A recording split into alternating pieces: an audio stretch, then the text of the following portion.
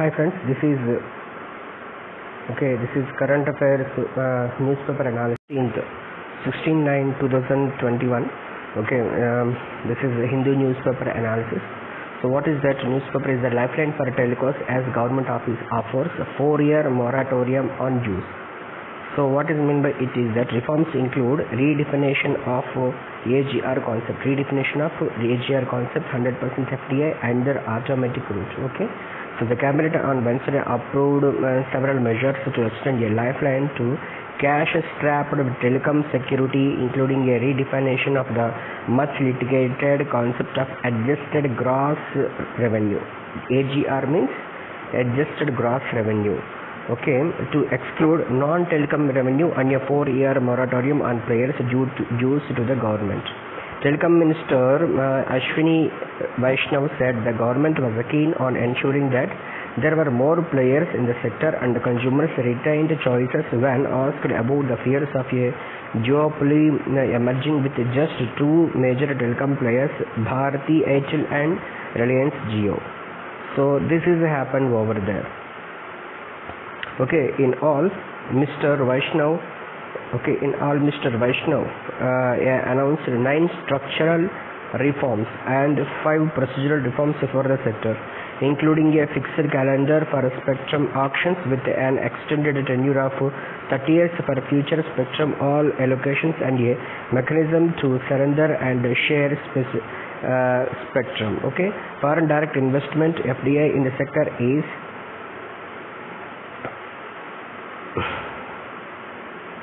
in the sector is in all the Vaishnav. So sector is foreign direct investment. Foreign direct investment in sector is foreign direct investment in sector has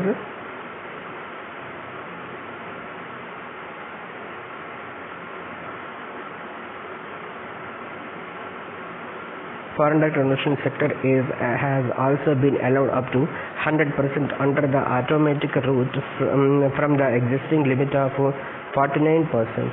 Together, these measures would pave the way for large-scale investments, including for 5G technology deployment and generate more jobs, he said. Path-breaking reforms. Aditya Birla Group Chairman Kumar Mangalam Birla termed the Chinese path-breaking reforms that could unshackle the industry by addressing its long-standing issues, while Vodafone Group CEO Nick Reed called it a constructive initiative after the sector has struggled for many years. Experts are, however, not sure the package would be enough to keep their troubled joint venture Vodafone Idea Limited afloat, as the moratorium on AGR dues, spectrum dues and interest payments would only provide temporary relief, with these deferred dues to be payable eventually with interest. The tariff regime still needs a reboot for players to sustain operations, they said, echoing Bharti Airtel to be passed. Mr. Reed hinted at the need for future measures, seeking the continued strong support of the Telecom Ministry and the Finance Minister for VEL to continue to contribute to India's digital ambitions, etc. There was a regime of heavy industry penalty and interest on penalty on payment of license fees, spectrum user charges and all kinds of charges, which has been rationalized, the minister said, adding that AGR calculations would exclude all non-telecom revenue from now and penalties had been completely scrapped, etc. The earlier definition of AGR, backed by the telecom department and upheld by the Supreme Court in 2019, had made telecoms liable to pay 1.6 lakh crore. Last September, the top court granted players 10 years to pay up starting April 2021. The change in definition that will reduce the burden on telcos applies only prospectively, so past dues remain payable, etc. Interest on those dues will now be compounded annually instead of monthly, and the minister said interest would be charged at a reasonable rate of MCLR, plus 2%. MCLR refers to the lowest lending rate banks are permitted to offer, etc. So this is the thing. So respite for telcos. Okay, look at some of the relief measures announced to the union government for telecom companies. Okay, so government union will told to telecom companies what are that 4-year moratorium for use of telecom service providers.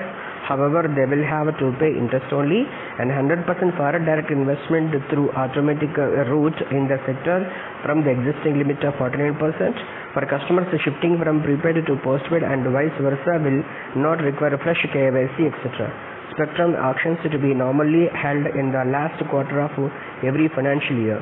Further measures will be added when the 5G spectrum in auction, and Telecom Minister Ashwini Vaishnaw etc. told this one. Okay, so this is related to moratorium to central government. Okay, central government told to moratorium. Okay, moratorium to the telecom companies for 4 years. So they have to pay only. Interest only, not they have to pay only interest only. Okay, this is the issue. So telecoms get 4. So okay, rating agency ICRA assessed that the moratorium on AGR dues provides an annual cash flow brother of around 14,000 crore rupees for the industry, while the moratorium on spectrum dues REM assessed that the moratorium on AGR dues provides an annual cash flow brother of around 14,000 crore rupees. So how much? 14,000 crore rupees for the industry, while the moratorium on spectrum dues gives another 32,000 crore rupees of annual cash flow relief as a whole. Further, a moratorium of 4 years gives enough time for industry to carry out fundamental improvements by way of increasing tariffs, which is critical from the industry perspective, said Subhash Jha, etc. Bharti Airtel Managing Director said these reforms would further boost the firm's efforts to invest in the digital economy. The moratorium will immediately ease out the stress on the cash flows of the telcos to a great extent, especially Vodafone Idea reckoned Vipula, Director of Ratings and Head of Infrastructure at BRICS, etc. Reliance Industry Chairman Mukesh D. Ambani called the telecom sector one of the prime movers of the Indian economy, said the measures announced by the government would enable the industry to achieve the goals of digital India, etc. So this is all about the telecom moratorium of telecom dues. Okay, so this is very nice information for telecom reforms. We can say that telecom reforms. Okay.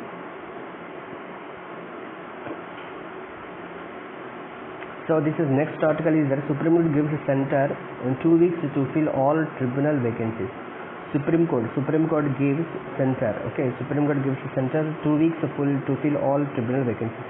Center cherry picking names bench. Okay, so does not the government have the power to choose someone? Does not the government have the power to choose someone? That is K.K. Venugopal, Attorney General. He said like this.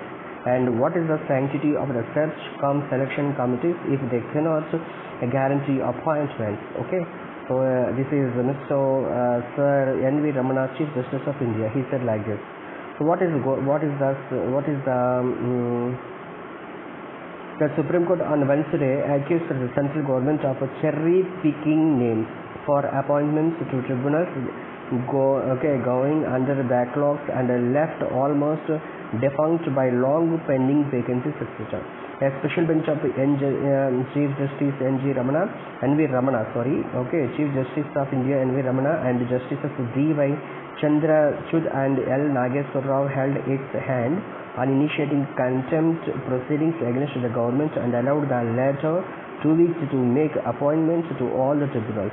The CJI said, if the government does not act, we will pass orders. If the government, CJI said, if the government does not act, CJI said. Okay, this is polity related. Okay, so appreciable, says CJI. The CJI termed the state of tribunals and thousands of litigants waiting for justice. Appreciable cases were adjourned for months. There was no manpower to form benches. Litigants were made to travel to far west states where there were at least some tribunal member available to hear cases, etc. The bench addressed Attorney General K.K. Venugopal about how the government pulled the rug from underneath and the hard work of the Search Cum Selection Committee. This is Search Cum Selection Committee headed by sitting Supreme Court judges tasked with interviewing and shortlisting suitable candidates for tribunals, etc. The government picked a few names from the final select list prepared by the committee and then moved on to appoint a few others from the wait list, the CJI said, etc. So this is all about. Now the discussion is going on about the tribunals, vacancies of the tribunals is pending in our country. So for that, the CJI main focus when he took the oath of CJI, first of all he said that there is a need of vacancies there is a need of filling vacancies of tribunals. Okay, all tribunals are pending. So he said like this. He said he advised the government to fulfill the vacancies of tribunals, etc. Nice. Okay, so I have seen the selection list of National Company Law Tribunal. The selection committee recommended 9 judicial members and 10 technical members. The appointment letters indicate it's a re-picking of 3 names from the select list and others from the wait list, ignoring others in the select list. In service law, you cannot go to wait list, ignoring the select list. What kind of appointment is this? Chief Justice Ramana asked the Attorney General. Mr. Venugopal replied, but does not the government have the power to choose someone? The CJI restored, we are a democratic country working under a rule of law. What is the sanctity of these committees if they cannot guarantee appointments, etc.? Justice Rao joined the saying that what is the sanctity of the search and selection process? If the government has the last word, selection committees undertake an elaborate process to shortlist the names. Justice Chandra highlighted the case of death recovery tribunals that had become almost non-functional under the weight of other vacancies. When a bank decides to recover debt on a house or a factory, the debtor has no remedy. The High Court refuses to hear his case. There is no recourse to justice he observed. In one of the tribunals, the selection committee interviewed 534 candidates for judicial members and another 400 for technical members. A list was given, but the government picked a few from the select list and some others from the wait list. The Chief Justice Ramana referred to how a Supreme Court judge who headed a selection committee for a tribunal traveled across the country to conduct interview for appointments during the COVID-19 pandemic. However, no appointments were made by the government. We wasted so much time, he noticed, etc. So this is all about the Supreme gives government 2 weeks to fill all tribunal vacancies. So this is government has given time to 2 weeks, 2 more weeks to time to central government, etc. Okay, this is that. Okay, next is that Supreme Court moves. Next article is the city government moves the Supreme Court on powers of Lieutenant Governor. It seeks a question of 4 amended sections of GNCTT Act. What is this GNCTT Act? Okay, so the Delhi government has moved the Supreme Court seeking the quashing of 4 amended sections of the Government of National Capital Territory of Delhi. GNCTD means Government of National Capital Territory of Delhi Act and 13 rules of the transaction of business of the Government of National Capital Territory of Delhi rules 1993. The petition was filed on August 10. It was orally mentioned for early hearing by the AAP government, represented by senior advocate A.M. Singhvi on September 13 before a bench led by Chief Justice of India N.V. Ramana. The Delhi government has contended that the amended act violates the basic structure of the constitution and the Center, through the amendments, has given more power to Lieutenant Governor than the elected government of India, Delhi. In the petition, the Delhi government has challenged the constitutionality of sections 21, 24, 33, 44 of the GNCTD Act 1991 and Rules 3, 6A, 10, 14, 15, 19, 22, 23, 25 and 47A and 49, 52 and 57 of the transaction of business of the GNCTD Rules 1993. On March 15 this year, the Centre introduced the GNCTD Act Amendment Bill in the Lok Sabha. What is that? On March 15, okay, this year, the censor introduced the GNCTD Act Amendment Bill in the Lok Sabha, which later received the assent of the President. In July, the Transaction of Business of Government of Capital National Capital Territory of Delhi Act came into force. The city government has argued that the amendments are an attempt to treat the Lieutenant Governor as the default administrating authority over Delhi. Okay. So he is fighting about the power of lieutenant governors. Okay, how the powers of lieutenant governors and union territories. Okay, UTs. Okay, this is the discussion is about like this. Then next article is the 28% jump in filing of cases in 2020 NCRB. Trend mainly due to violation of COVID-19 norms. Okay, trend mainly due to violation of COVID-19 norms. Okay, there was a 28% increase in the registration of cases in 2020 in the country compared to 2019, primarily owing to the violation of COVID-19 norms. An almost 21-fold jump was recorded in cases of disobedience to the order duly promulgated by public servants, and over 4 times in cases involving violations of other state local laws, according to a National Crime Records Bureau report. Crimes against scheduled cases with a total of 50,291 cases showed an increase of 9.4%.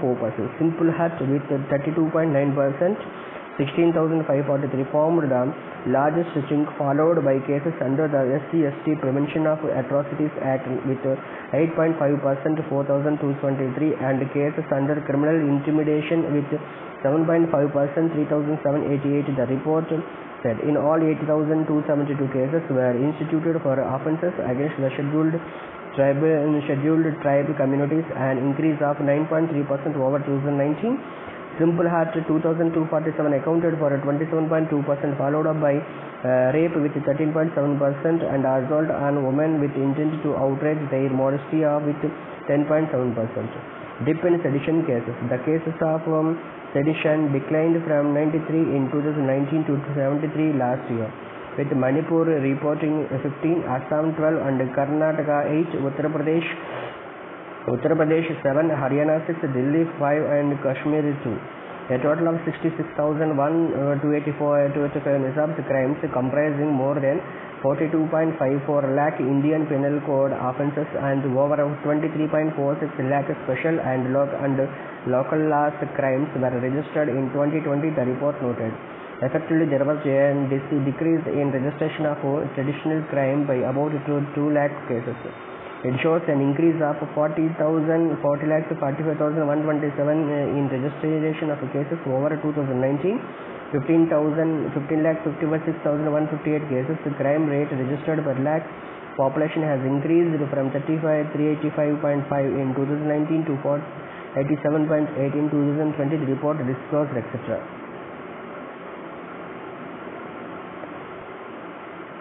Okay, during 2020, registration of cases under the IPC has increased by 31.9%, whereas SLL crimes have increased by 21.6% over 2019. The report said major increase was seen in the cases registered under disobedience to the order duly promulgated by public servant under section 188 of the IPC and 188 of the IPC, and from 29,469 in 2019 to 6,12,179 cases in last year, and under other IPC crimes from 2,52,268 to 10,62,399 cases. Under the SLL category, more cases were filed under other state local acts, leading to a steep rise from 89,543 to 4,14,589 cases, etc. In 2020, more than 55.84 lakh cases were under investigation, and over 34.47 lakh of them were disposed of in nearly 26.12 lakh cases. Charge sheets were filed, resulting in a charge sheeting rate of in charge sheeting rate of more than in charge sheeting rate of charge sheeting rate of 75.8%, an increase by 12.50% compared to 2019. As the country remained under complete lockdown from March 25 to May 31st last year, during the first wave of COVID-19 cases of crime against women, children and senior citizens, theft, burglary, robbery and dacoit declined, etc. A total of 10,47,216 cases of offences affected the human body were registered, which accounted for 24.6% of the total IPC crimes last year. Hurt as an offense accounted for maximum cases of 55.3%, followed by causing death by negligence 12.1%, and assault on women with intent to outrage their modesty 8.2%, etc. Cases of murder showed a marginal increase of 1% to 29,193. Kidnapping and abduction cases declined by 19.3%, while 14,869 were male, 73,721 were female victims. As per the data, 56,591 were minor and 31,999 adults. A total of 91,458 kidnapped or abducted persons, 22,872 male and 68,867 female were found alive and recovered, while 281 persons were found dead, etc. So this is all about registering jumps 28% jump, 28% cases were jumps registered, elastic, etc. Okay.